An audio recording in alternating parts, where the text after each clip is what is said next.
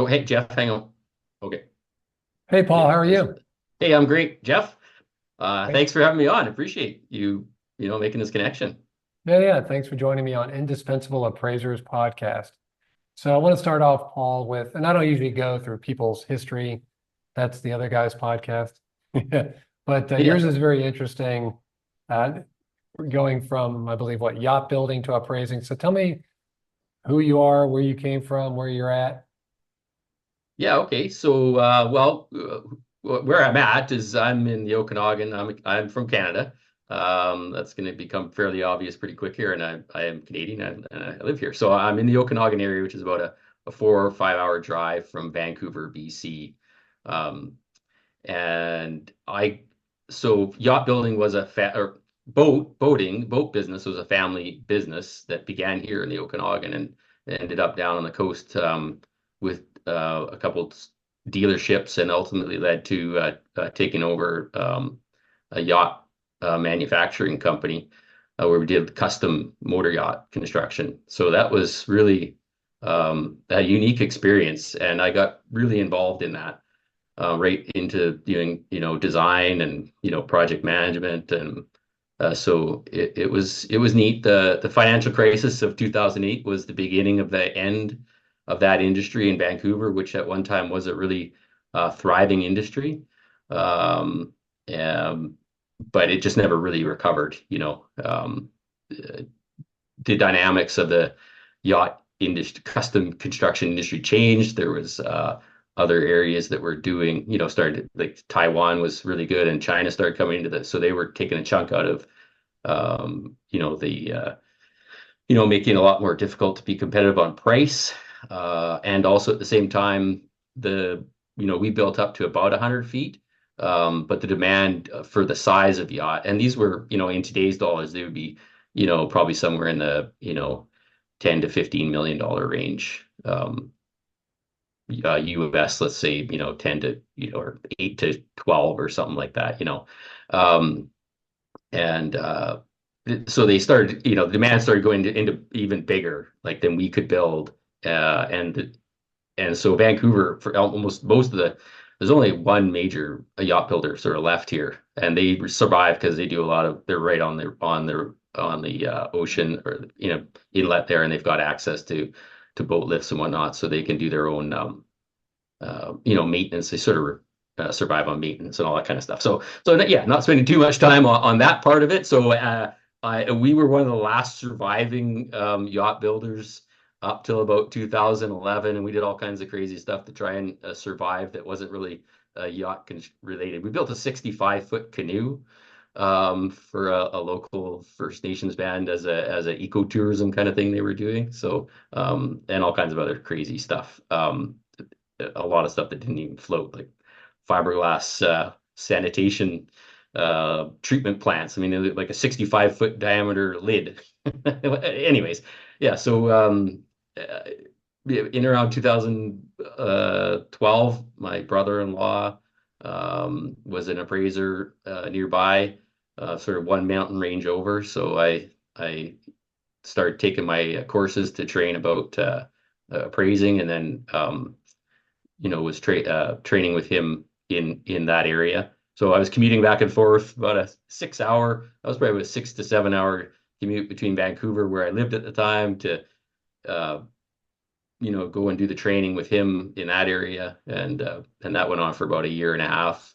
And then I finally settled in a community about you know half midway between, but closer to where he was at, which is where I'm at here now in Vernon, BC, just outside of Kelowna, BC. So yeah, so there's a bit of my background. So you've been, and that is a beautiful part of Canada, especially Kelowna. It's gorgeous.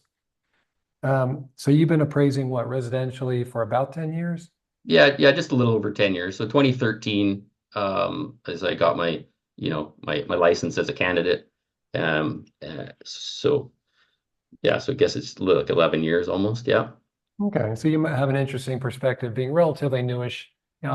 Some like myself have been in it for a long time. So, from your perspective coming in relatively newish, what where do you see the valuation industry winning at? just in general? Um, well, I mean, I think one of the things the reason I sort of got connected with the US, why we're talking today, is because I got connected with the US appraisers, partly just as a real quick background. There's two associations in Canada. Um, there's the AIC, Appraisal Institute Canada, which years ago was connected to the AI, but they're no longer, related. They have their own set of standards that they've developed. CUSPAP, CUSPAP, which are really, other than having the same foundation of telling what should be expected of appraisers by appraisers and what the public should expect of appraisers, that those CUSPAP and USPAP. So the other association, CNAREA, CNAREA, Canadian National Association of Real Estate Appraisers, is the one I belong to. It's quite a bit smaller, about a tenth of the membership, and it's newer. And we follow USPAP. So one of the main reasons I started getting connected into the U.S. appraisal space. Um, in addition to George Dell, who I'm going to talk about a little bit, maybe as we go through here. But when you say what are we winning at? Well, opening up and having some tough conversations, right? The appraisal industry across, North America, Canada, and the US, and of course, probably around the world is, going through a lot of change, a lot of difficult times. Of course, the recent pandemic really set things into a tailspin, and that affected everybody. And, so yeah, we're winning at, like you say, opening up, these tough conversations that need to be had about where do we, how can we solve some of these issues? And so some of the things like, social media pages, like some of the Facebook groups. I joined 100% Appraisers, was one of the first groups I joined, and they were great you got to sort the wheat from the chaff. Sometimes you get some bad information and whatnot, and not everything's positive and relevant, but a lot of it was, and I learned a lot. So so yeah, so opening up those difficult, winning at those, opening up those conversations. Um, so yeah. Okay. Not that, throw you like you know, a funky question. Is there a difference or is there anything different that maybe Canada is winning at in the appraisal world versus the US or vice versa? Or do you Um, believe having the same wins and challenges? Yeah, I mean, I think, similar challenges. We don't, you guys are dealing with some real, from what I can see and looking from the outside, and I've sort of followed along some of the regulatory challenges. The regulatory bodies are getting very involved in the space. The whole appraisal bias, racial bias discussion, um, has been a really big one. It's really, um, that's one of those discussions that needs to be had. And not to, I think it can get a little political, because it seems like somehow those conversations went right to the top. I mean, right to the CFPB and, some of those hearings and whatnot. So, we don't have that much regulatory oversight in our situation. And I think partly is our banks are generally seen as, fairly stable, so they're sort of left to deal with their own risk and whatnot. We don't have the government bodies intervening as much, and that can be a pro and a con. The discussion about AMCs is a tough topic. Not there's a lot of appraisers don't want to talk about that, don't want to touch the subject, because that's, for a lot of appraisers, that's their meal ticket. And as much as guys can say that, appraisers should just get off lender work and do private work only and all that kind of stuff, well, that's just not the reality for a lot of appraisers, and that's both sides of the border. And up here we have only a handful of AMCs. Down there, I mean, I think you probably only have a handful of, significant AMCs and a lot of small ones. But they sort of control the market. And that's one of those tough conversations that, hey, I'm speaking out about, and I might be burning some bridges. So far, so good. So, thank you to my AMC partners for putting up with some of these. But I think these are the conversations that we need to have. Like that, if these frustrations and these issues are going on, like they need to be discussed. There's that whole question about appraiser scarcity or abundance. What do we have? Is there a scarcity of appraisers? Is there an abundance, right? Well, the one argument is there's a downward pressure on fees. There's a lot of appraisers who feel like, they just can't get paid a fair fee to do the kind of work that they need to be doing. And I think that goes back to potentially this whole lack of trust in appraisers in this bias question about what of some of those cases that made it to the media. Well, I think they were all for lender work for residential appraisers. Like we know where these folks felt discriminated against, that the value came in low. And of course, nobody complains about when the value comes in high. So that's the ones you hear about. That's the ones that make it to the media. Um, and in fact, that whole thing went right to Canada. And this is another thing that sort of promoted me to start following on and listening more on this racial bias thing. Was our national broadcast news broadcaster, Canadian Broadcast Corporation, CBC, did a news sort of sting operation in sometime in mid 2021. Well, I don't know when they did it, but they published it in summer of 2021. That was probably not long after the whole one of the I did a search on Google for appraisal racial bias, and I went back to 2008, and the first case popped up was the Abina Horton case. And if you know that case, well, she was actually vice president of Black Knight, a developer of AVMs. So, and none of the stories ever talk about those initial news from any of the major news about that potential what's the word for it? Potential conflict of interest.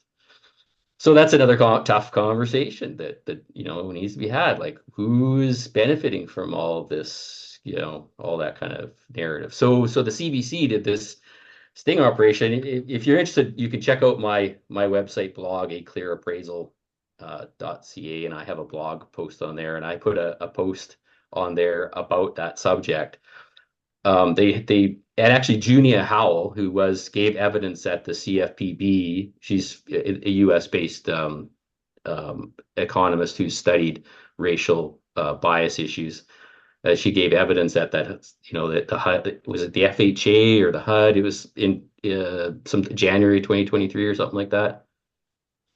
Anyways, so this Junia Howell, you can look her up. She appears in the CBC broadcast news sting operation where they brought in 6 appraisers. So they went out, they rented a house, whatever, borrowed a house, whatever, in some area of Toronto, biggest city in Canada and a big suburb, and they brought in 6 different appraisers, and they had 3 different occupants. So they had, a white occupant, and they had a South Asian occupant, and they had a black occupant. And then they got each appraiser to do an appraisal. So there was two appraisals for each occupant on the same house. How did it turn out? Well, there was, a bit of disparity there, and they blew it up. Like, if you watch the video, it's 20 minutes long. They say, oh, the appraisers bias and all this stuff. But at the end of the day, if you like they only talk about how one of the lowest values was done for a black person. They didn't mention that they also got the highest value. It just left that right out. And then if you actually compile it and you take all minorities or just the black, just the minorities, the difference was not very much. It was like 2% lower than the white appraiser. So is it Like, fair? they should just have not published story. They just said, okay, we don't have a story here. We could talk about a lack of a lack of conformity, or the appraiser's values were being all over the place, but it wasn't a clear case for bias. But yeah, they published it. And I never heard any of our associations, and they did interview one of the CEO, I think it was, of the Appraisal Institute in that. but I'd never heard anything come back about, them standing up and clarifying that. It just sort of went, like some of these other cases in the U.S. It just sort of went through the public, went right to the biggest media channels in the nation, Canada and the U.S., and they just sort of got left festering. Yeah, it's So unfortunate that we didn't control the narrative at all. And, for appraisers, it typically is competency, or right, in your case, one was high, one was low. So it yeah, really doesn't mean anything. yeah. So is it fair to say that in Canada, they tried to get the narrative going and it's not as prevalent on the appraisal bias, or is it equally, especially for Canadian banks, is Yeah, that much of a concern? yeah. I'm not, in the area that I'm in, there's really, I mean, I'm not going to say that racial bias doesn't exist, right? I mean, it absolutely exists. The question of and the disparities between the neighborhoods, which is the argument that Junia Howell makes, mainly if you step back, you're not actually you're not talking about appraisers doing a market valuation for a single property for a lender for risk. You're talking about the difference in values between neighborhoods, right? And I'm sure there is some probably subconscious bias that some appraisers may subconsciously choose comps, based on race. But I'm going to keep coming back to that because those words have been twisted from a few people. Maureen Sweeney gave evidence, and I understand that her words sort of got twisted. They didn't, they took it out of context in some of these stories that have been published. You know, so that's a difficult. As appraisers, we're trying to remain totally independent, and we really are the only unbiased parties in the equation. Everybody else is biased, has far more bias than appraisers do, right? The owner wants the highest value. A lot of times the lenders, the sales side, which is the locomotive that pulls the train.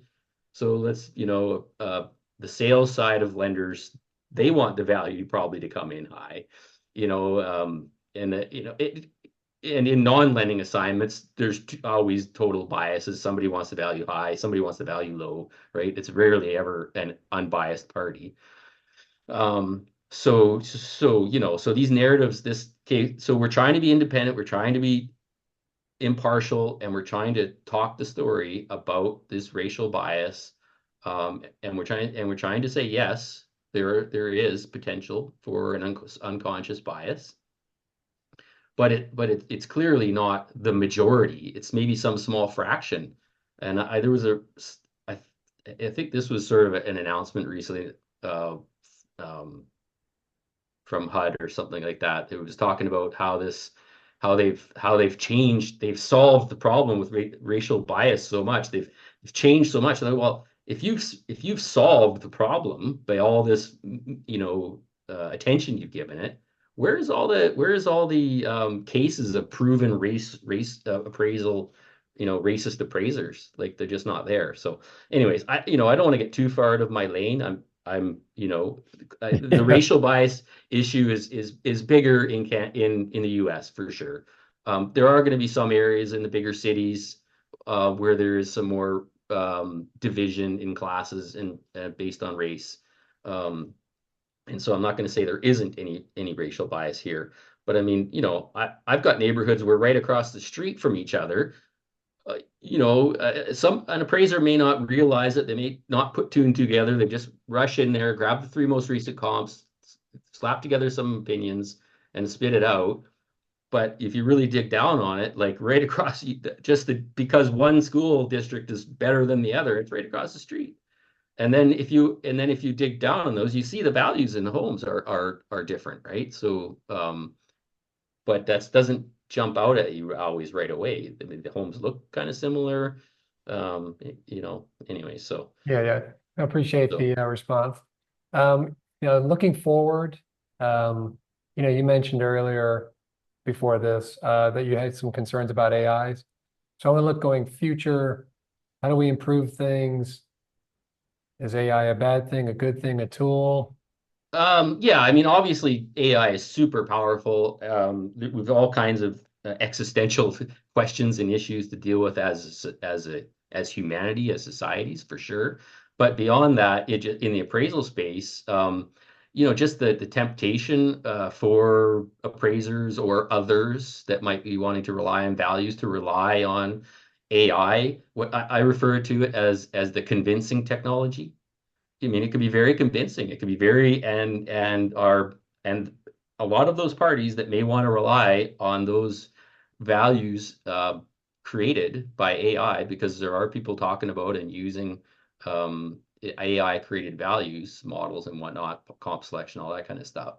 Um, that the tendency to want to rely on that because it's simple, it's easy, it's quick, and it's cheap. I mean that's a really scary concept. It's just taking the only, again, back to the only unbiased party in the relationship, in the assignment or whatever, the appraiser. If you're taking them out of the question and putting in the hands of AI, that could also just be perpetuating the disparities in neighborhoods and all those things, and who's developing these AIs and all that kind of stuff. So, these are the also on my last podcast, I created a podcast actually using Notebook LM, which is Google's one of Google's AI tools to create.